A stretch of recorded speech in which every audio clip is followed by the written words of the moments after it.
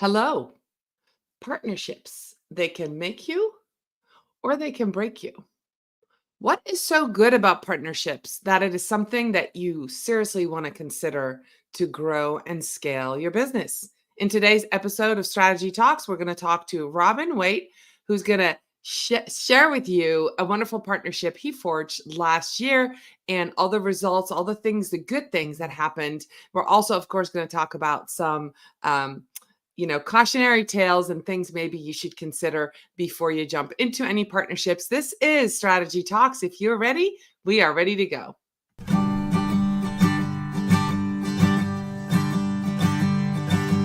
Let's strategize together. Let's hear it from an expert. Join the conversation, it's informative and free. You and me, let's talk some strategy.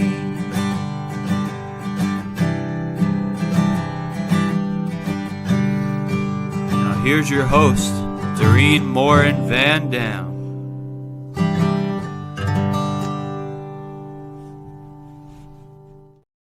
Hello, everybody. My name is Morin-van, and we are back with another episode of Strategy Talks. If you're watching this live, want to welcome you. We welcome comments and questions. As always, let us know in the comments whether you're watching this live on YouTube, on Facebook, or on LinkedIn. If you're watching this on the replay, #replay in the comments will allow my guests and myself to see that you're watching the replay in case you have questions. And of course, if you're listening to Strategy Talks as a podcast, a special welcome to you as well. Without much further ado, I'm going to pull up onto the stage my guest for today, Robin Waite. How are you today, Robin? I'm great, thank you, Doreen. I enjoyed your jingle. That's one of the best podcast jingles I've ever heard.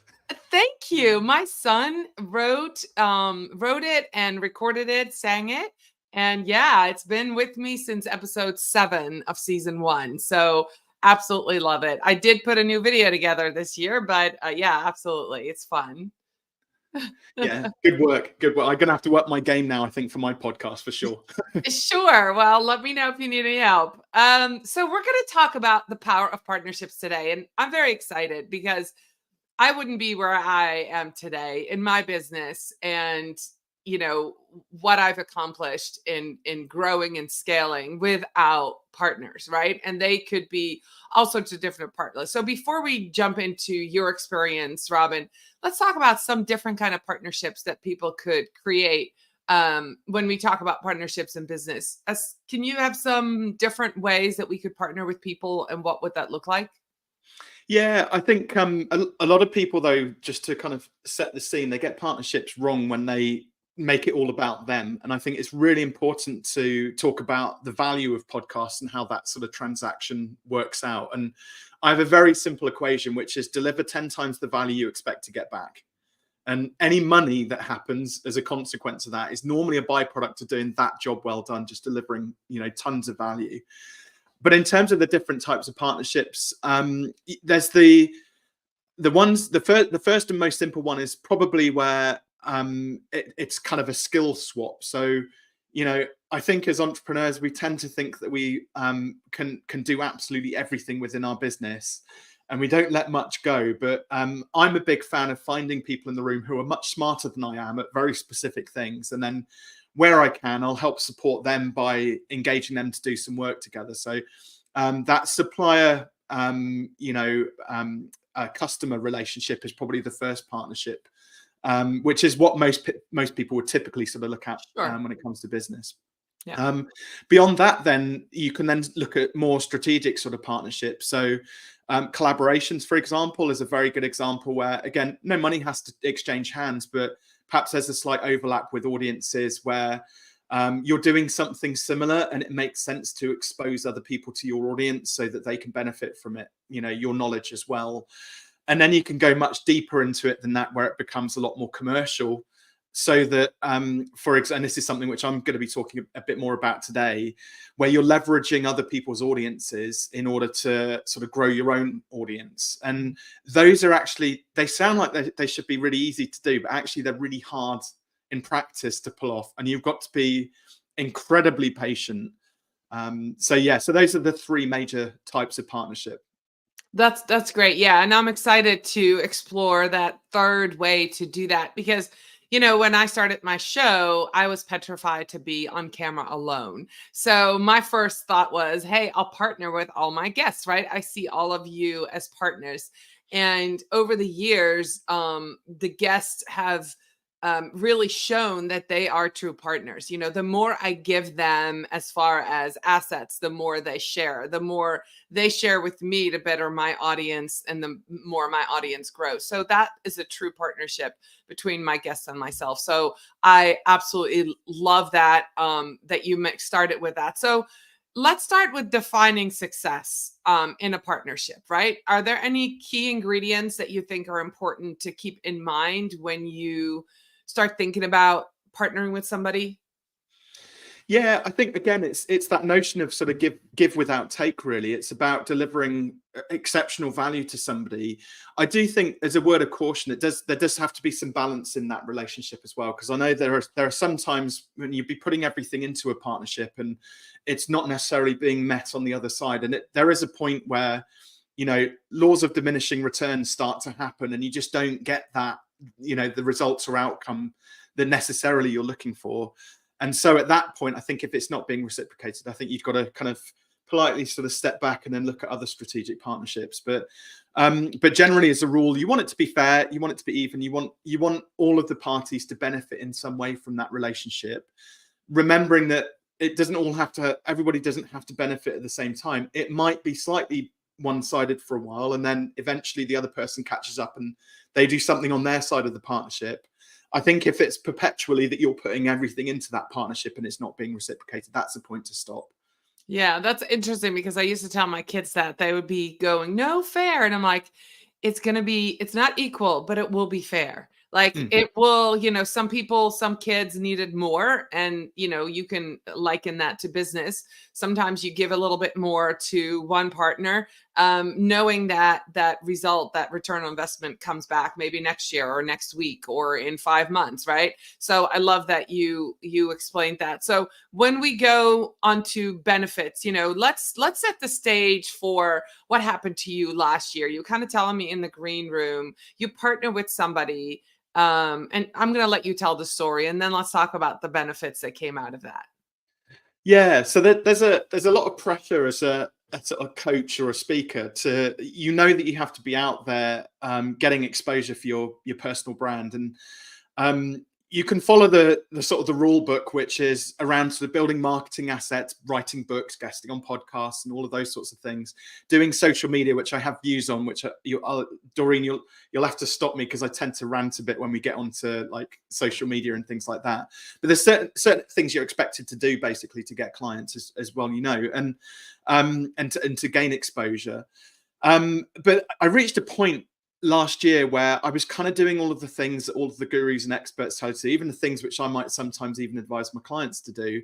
And I wasn't getting the results or the exposure, which I felt that I worked out actually in February, just gone now, February the 1st was 20 years ago, I registered my first limited company. So in 20 years in business, I have kind of relatively high expectations that this is where my career should be. And at the start of last year, I was like, right, I'm going to completely throw the rule book out the window.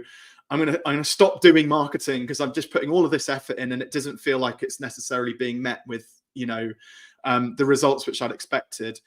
And started to just rethink how I was going about building my network, building my audience, how my approach to partnerships and things like that.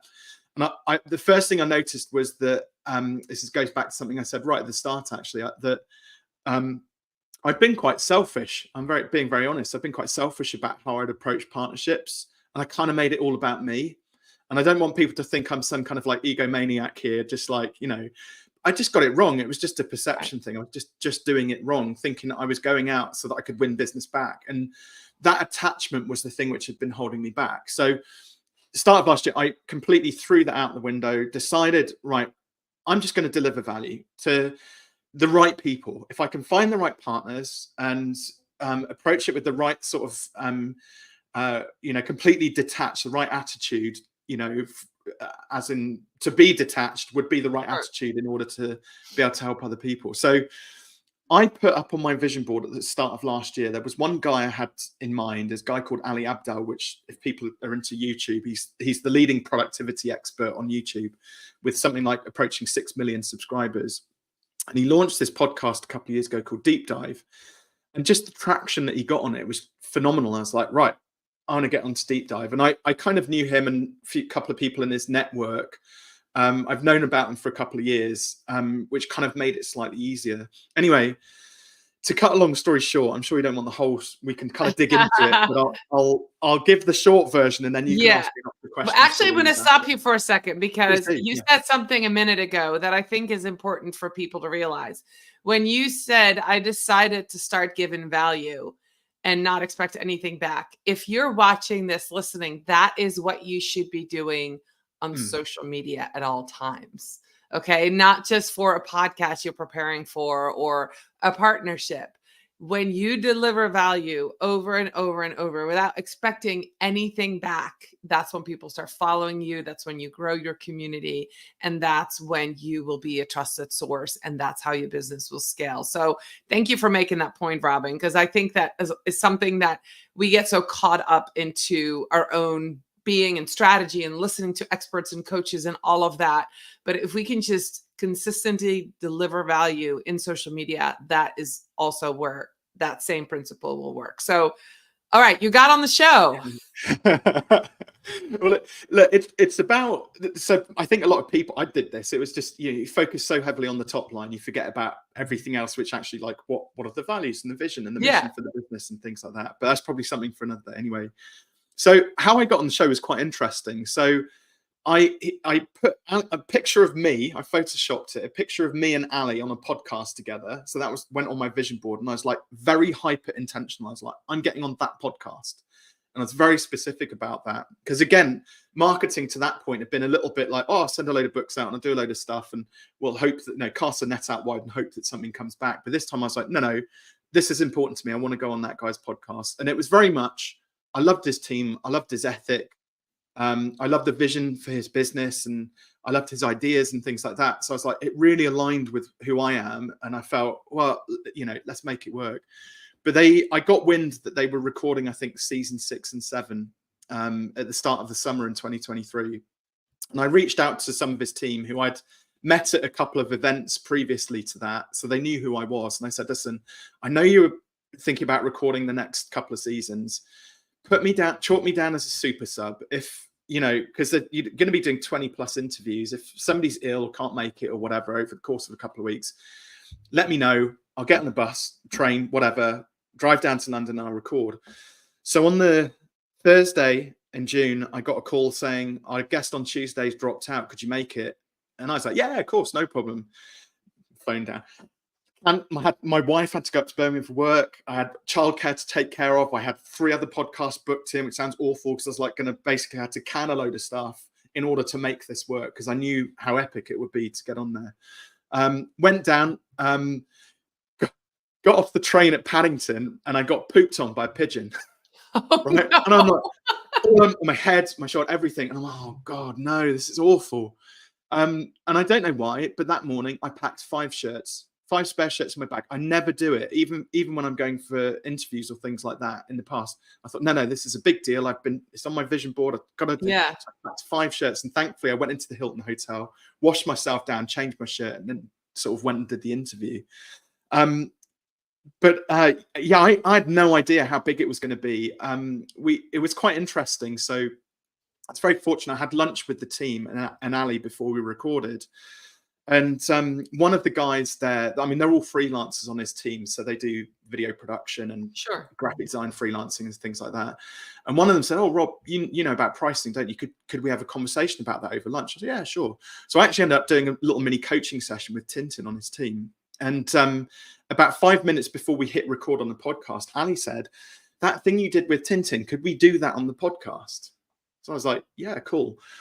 And we ended up running 2, he came up with 2 sort of made up scenarios for businesses that he wanted, that he was thinking about starting up along, side hustles. So I coached him through those and it was brilliant. I think the episodes now had something like 175,000 downloads since it went live. One episode, 1 2-hour chat with a YouTuber, right? So 175,000 views. It's generated over 1,500 leads, which I'm still getting several every day coming in. And I shipped, I like to give away copies of my book. Originally, we were going to just do like 15 signed copies to the first 15 people who applied. But literally, the requests kept coming. And I was like, do you know what? The universe is telling me I just need to send these books out, without going too woo-woo. So I shipped 600 signed copies of the book as well in sort of 3 or 4 months. It was just bonkers. And it was just because we got on that recording and came from a place of value, basically. I'll coach him, and hopefully that'll inspire a few other people to start up businesses. That's an amazing story. So what I like to hone into is preparation, right? Vision, preparation, and then the value that you gave when you weren't on the clock, so to speak. When you're having lunch, you're being kind to somebody on his staff, somebody on his team. You're doing that mini coaching session, and then he's like, wait, that would be brilliant. So I'm also assuming that the format of the podcast, for the 2-hour podcast, was a little bit different than he normally does, because you were going to have a conversation, not a coaching or training session. So standing out by doing something different, you kind of manifested this whole thing, which is wonderful. And you've kind of shown us what comes out of that. Now, I don't know if I've never heard this said in podcasting, but the outbound, inbound kind of thing. A lot of us think that in order to get on other people's podcasts, we have to have our own podcast, and it's very reciprocal. You did not go into it like that. You weren't going, I need him to be on my podcast, right? You just manifested, I want to be on his. Was there a strategy for that part? Like, did you ever consider asking him to come on yours? Did you ever consider other partners that you haven't reached out yet? Like, is this a process? I guess what I'm asking, is this a process that you can give a name and that you can duplicate moving forward? Yeah, 100%. And so I had considered getting him onto my podcast, but you imagine a guy who's running a $6 million a year business with a team of 15. He's traveling all over the world. He's very hard to pin down for those sorts of things, right? So that one I've actually kept in my back pocket, and he will come on the podcast at some point in the future. But the process was the process again was a bit of trial and error. I'll be very honest. But I had a great lesson from another friend of mine. There's a guy called Simon Alexander-Wrong who wrote a book called Energize. And I noticed that Simon kept on getting onto these amazing podcasts. He kept on having selfies with the likes of Stephen Bartlett and loads of, he got Simon Sinek to write a bit of praise and some of the foreword for his book. And he had these amazing relationships, which he was forging. So I'm friends with Simon. So I said, Simon, how do you keep doing this? How do you keep getting these selfies with all these amazing people? And he's like, I'm not going to tell you. It's like, it's really frustrating, right? But what he said, if you just watch what I do, you'll learn how to do it for yourself. So I was like, okay, so yeah, Simon Masterson, yes, well, right. I'll follow you. I'll just see what he does and observed it.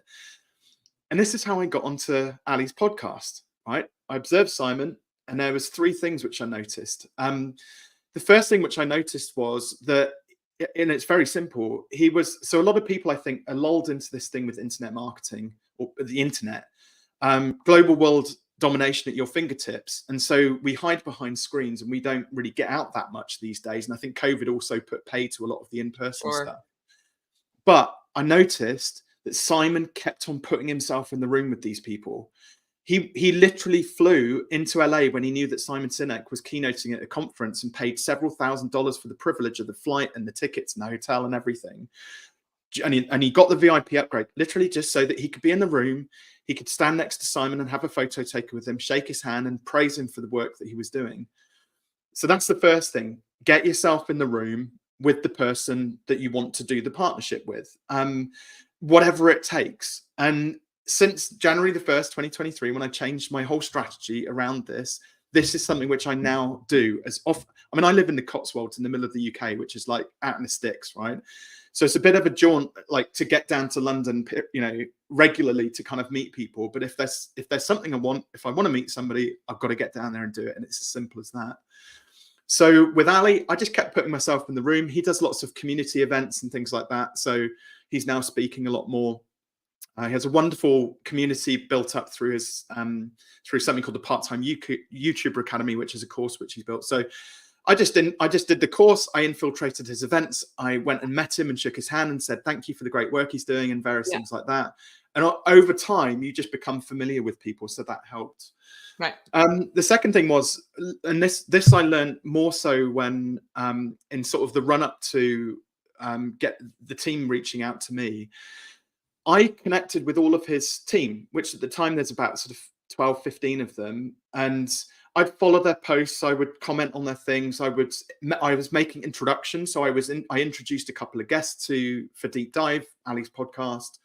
I was just helpful, basically. And it's one of those things whereby you can choose to do 4,000 things 12 times and never master it, or you can do 12 things 4,000 times and create true mastery, but of course you get acknowledged and noticed for that. So with Ali, it was kind of like, well, I'll just be helpful to his team. I'll keep showing up in their world and be helpful and things like that. And I had a couple of calls with his team as well before it, and just helpful basically.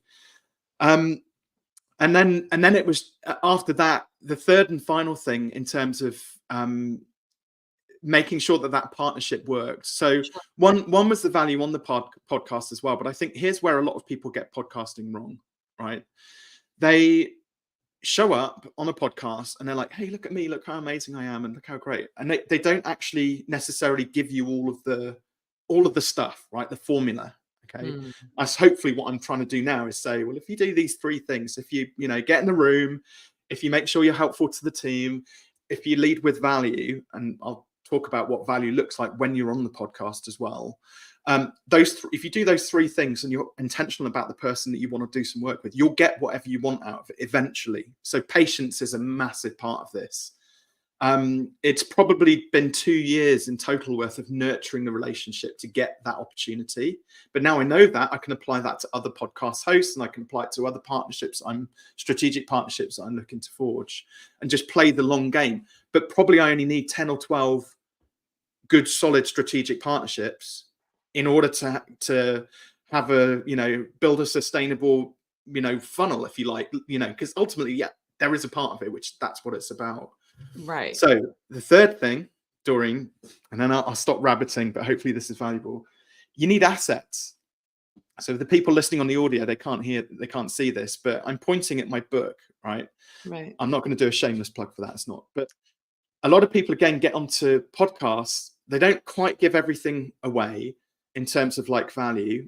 And then they're kind of like, oh, go and follow me on social. Go and watch, like, subscribe to my YouTube channel. Now, audience growth is great, but if you've got something that is going to potentially transform somebody's life, like a book or something of really great value that somebody can sign up to, and physical, it puts you in the top 1% of experts out there. And not many people realize this. All right, can you say that again? I love this. Okay, this is like, say that again. This is if you have something physical, tangible, that you can actually send out to people after a podcast, they will never forget you. It puts you easily in the top 1% of podcasters out there. Guests and hosts, it doesn't matter. Because of the internet, we just got lazy and we're too afraid to spend money, right? On Ali's podcast, I could have just stopped at the 15 books and be done with it. And it'd have been like 30, 40, 50 pounds or something like that for the printing and postage. But the requests kept coming in and I thought, no, these people obviously saw value in the podcast. I want to follow that up and back it up with something. 600 books isn't cheap to produce and ship, right? Not least because of the time. I signed and packed every single one, and I marched it down to the post office to see Pauline there, who was very grateful for all the packages I was sending, via them. It meant a lot to me to be able to send out those books to people, because there was a lot of the countries where I was sending them to, and this is a broad generalization. I probably shouldn't make sweeping statements like this. They couldn't afford coaching. They couldn't afford to spend money on an expensive course or something like that. So I knew for them, receiving a business book from little old Robin in the UK probably meant a heck of a lot to them. And it's something I would have appreciated, I know, when I was starting up in business as well. So I'll suck the cost up to have that to get the warm fuzzies on behalf of, you know, a few hundred or a few thousand people. Yeah. Okay. That makes a lot of sense. So for those of you watching, those of you listening to this podcast, Strategy Talks, Robin has just delivered immense value. So go write that book, go create that course, have something tangible. You probably already are guesting on podcasts like me or hosting a podcast like me if you're watching this or listening to this. So create something tangible that you can then send out to further nurture that relationship. So Robin, what's in the future? We've got just a few minutes left. What's in the future for you? Where are you going to be? Where can people get in the room with you when they want to meet you and invite Doreen, you? they can meet both of us. They can meet both of us, can't they? Because we're speaking at Tube Fest in May, up in Birmingham. I can't remember what the exact date is, but I'm very excited. May 23rd on a Thursday. May 23rd. So definitely for that. I'm not speaking at it, but there's a fantastic marketing event here in the UK as well, actually, and they get a lot of people fly in for it. It's called Atomicon up in Newcastle. It's in June. So I'm going to be there. Unfortunately, I'm not speaking yet, but again, long-term play. I sponsored the event last year. I'll probably sponsor it again this year. Hopefully I'll be on the stage next year. So again, it's investing into those partnerships because I know how valuable it would be to be on that stage there. And it's quite nice that they actually refused to put me on the stage this year because they said I'm not ready for it. I was like, cool, I love that. What do you need to see then? Make me a better person. Let me get on, you know, what have I got to do to get on the stage? Right. So those are the two big things sort of coming up in the not too distant future. What else would you like to know, Doreen? What would be helpful? Do you have any other partnerships that you're pursuing, or is there any like actionable advice that you can leave us with? So wherever people are on their journey, let's start with a beginning podcaster. What is something they need to do right now? So the key thing is, like, don't be afraid to ask for what you want. I think a lot of people maybe struggle a little bit with imposter syndrome or think somehow that they're beneath like the guests which they would love to get on their show, and you're really not. I was quite humbled. A good friend of mine, Dan Priestley, recently has just recorded for Diary of a CEO with Stephen Bartlett, right? So it's one of the biggest like podcasts universally, you know, in the world. I was like, cool, that's so cool, like for Dan, one of my friends, to get onto that podcast because it's such a big deal. But the nice thing is Dan posted everyone on social, and the nice thing is a couple of people in the comments put, hey Rob, they tagged me into it, hey Rob, so when are you going to be on DOAC, right? And I was like, oh, thank you, that's nice to get that recognition. And there was a part of me which is like the heart sort of starts pumping a bit, God, me and Steve Bartlett in a room, you know, but equally I'd be there because I deserve to be there. He's just also another human being, right? So people who are listening, don't be afraid just to put yourself out there and ask for what you want. Be intentional, be helpful, deliver tons of value, and you'll get some great guests onto your podcast if that's something which you want to do.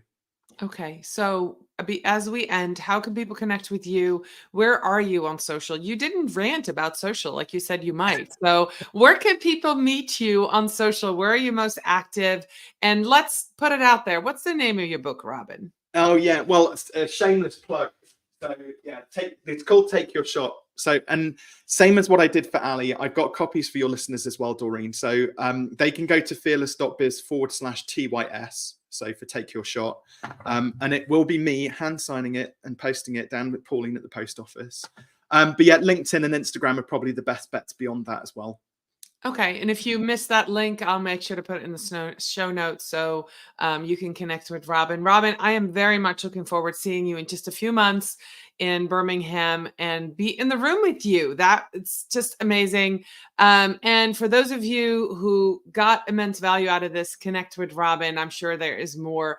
I can't wait to request a book, Robin. I haven't read it yet. So that's fantastic. Thank you so much for watching. Thank you so much for listening to Strategy Talks. And I'll be back next week with another episode. Bye, everybody.